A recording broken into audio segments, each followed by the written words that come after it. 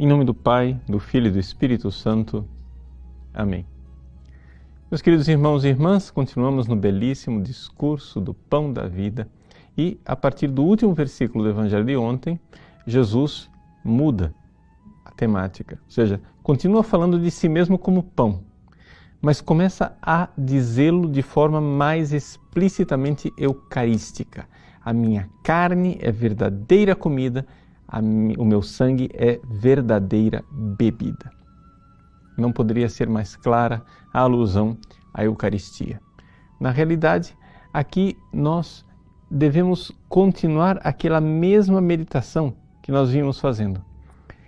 Nós precisamos alimentar o nosso organismo espiritual, que foi plantado em nós no batismo, como uma pequena semente, mas essa semente precisa ser regada. Ela precisa da água, precisa do adubo, precisa do sol para que ela se torne uma árvore frondosa. É evidente que esta árvore só será plena no céu, na glória. Mas como é que os santos se alimentam na glória? Nós poderíamos dizer que eles comem o pão dos anjos. Os anjos se alimentam, sim, são puro espírito, mas eles se alimentam da verdade.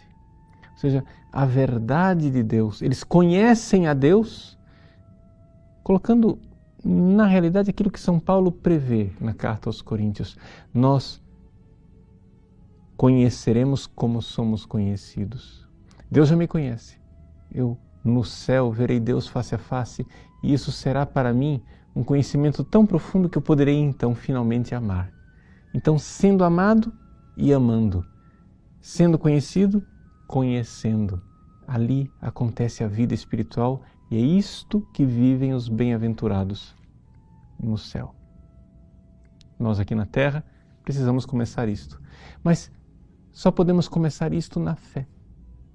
Então, quando você comunga, você é tocado pelo corpo de Cristo. Mas não basta só tocar no corpo de Cristo. Os soldados romanos que o crucificaram tocaram no corpo de Cristo, mas não mudaram de vida e nem foram salvos. Nós precisamos tocar neste corpo de Cristo com fé. E precisamos beber o sangue de Cristo com amor. Somente assim estaremos alimentando aqui na terra aquela vida que virá no céu.